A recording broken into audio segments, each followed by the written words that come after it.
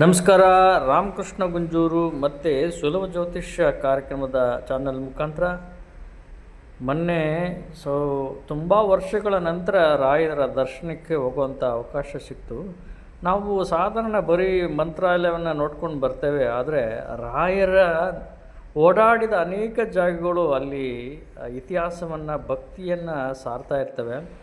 ಯಾರಿಗೂ ಸುಮಾರಷ್ಟು ಜನಕ್ಕೆ ಇನ್ನೂ ವಿಶೇಷವಾದಂಥ ಮಂತ್ರಾಲಯ ಸುತ್ತಮುತ್ತ ವಿಶೇಷ ಸ್ಥಳಗಳಿದೆ ಅಂತ ಗೊತ್ತಾಗೋದೇ ಇಲ್ಲ, ನಮಗೂ ಗೊತ್ತಿರಲಿಲ್ಲ.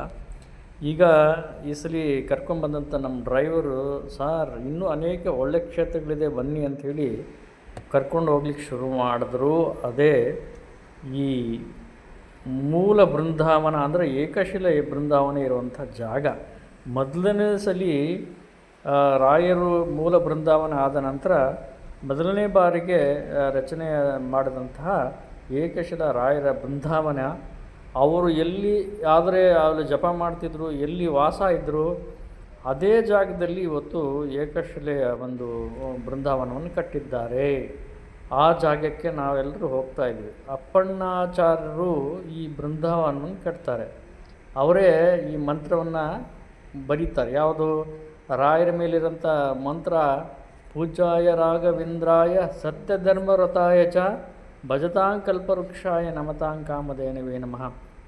ಪ್ರತಿನಿತ್ಯ ರಾಯರ ಸ್ಮರಣೆ ಮಾಡ್ತಿದ್ವಲ್ಲ, ಆ ಮಂತ್ರವನ್ನು ರಚಿಸಿದಂತಹ ವ್ಯಕ್ತಿಗಳೇ ಅಪ್ಪಣ್ಣಾಚಾರ್ಯರು. ಆ ಅಪ್ಪಣ್ಣಾಚಾರ್ಯರು ರಾಯರ ಕೂತ್ಕೊಂಡು ಜಪ ಮಾಡ್ತಿದ್ದಕ್ಕಂಥ ಜಾಗದಲ್ಲಿ, ವಾಸವಿದ್ದಂಥ ಜಾಗದಲ್ಲಿ ಇವತ್ತು ಅಲ್ಲಿ ಒಂದು ಏಕಶಿಲೆಯ ರೂಪದಲ್ಲಿ ಮೊದಲನೆಯ ಬೃಂದಾವನವನ್ನು ರಚನೆ ಮಾಡ್ತಾ ಅಲ್ಲಿ ಸ್ಥಾಪನೆ ಮಾಡ್ತಾರೆ.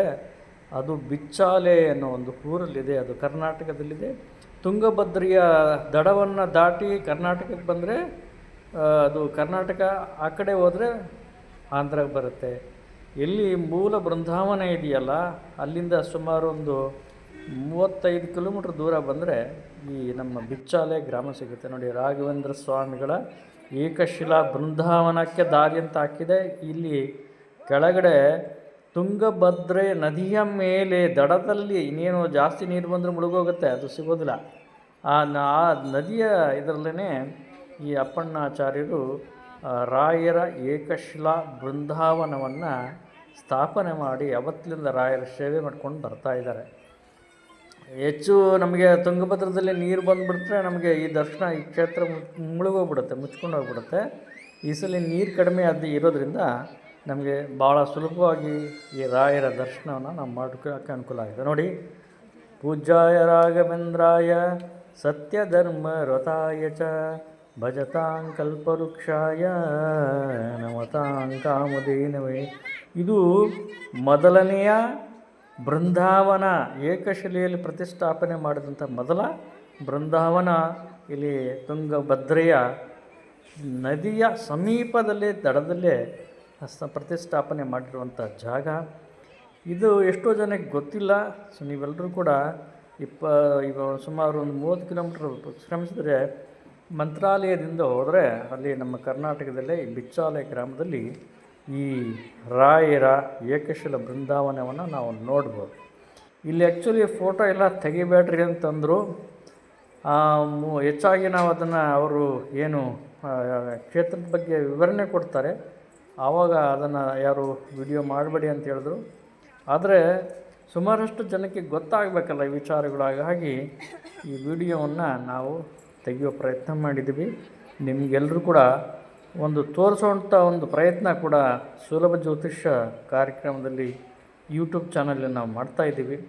ಹೀಗೆ ರಾಯರ ಆಪೋಸಿಟ್ ಅದರ ಮುಂದುಗಡೆನೇ ನರಸಿಂಹದೇವರ ಒಂದು ಪುಟಾಣಿ ವಿಗ್ರಹ, ಭಾಳ ಸುಂದರವಾಗಿರುವಂಥ ವಿಗ್ರಹ ಅಲ್ಲಿ ಪ್ರತಿಷ್ಠಾಪನೆ ಆಗಿದೆ. ರಾಯರ ದರ್ಶನ ಪಡ್ಕೊಂಡ ಮೇಲೆ ಅಲ್ಲಿ ಇವರ ದರ್ಶನ ಕೂಡ ನಮಗಾಗುತ್ತೆ. ಇಲ್ಲಿ ಇವರು ಮೂಲ ಅಪ್ಪಣ್ಣಾಚಾರ್ಯರ 6ನೆಯ ತಲೆಮಾರಿನವರು ಈಗ ನಡೆಸ್ಕೊಂಡು ಹೋಗ್ತಾ ಇದ್ದಾರೆ. ಅದರಲ್ಲಿ ಈ ಕ್ಷೇತ್ರದ ಬಗ್ಗೆ ಅವರು ವಿವರಣೆ ಕೊಡ್ತಾರೆ. ಅದನ್ನು ಎಲ್ಲರೂ ಭಕ್ತಾದಿಗಳು ಕೇಳಿಕೊಂಡಾದ ನಂತರ ಅಲ್ಲಿಂದ ಹೊರಡ್ಬೋದು.